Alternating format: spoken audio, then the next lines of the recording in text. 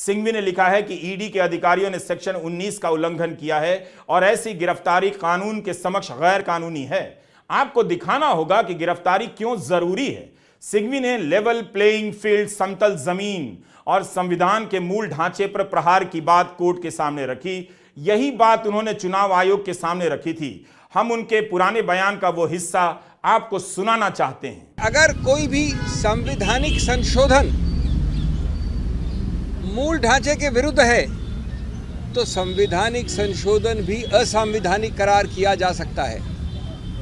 अब इसको हमने कैसे पक्ष रखा?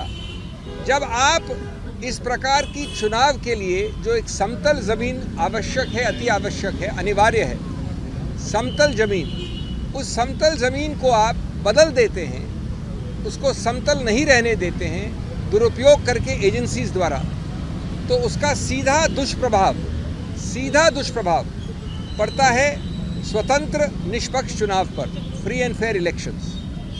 उसका सीधा दुष्प्रभाव आगे पड़ता है गणतंत्र लोकतंत्र पे, डेमोक्रेसी।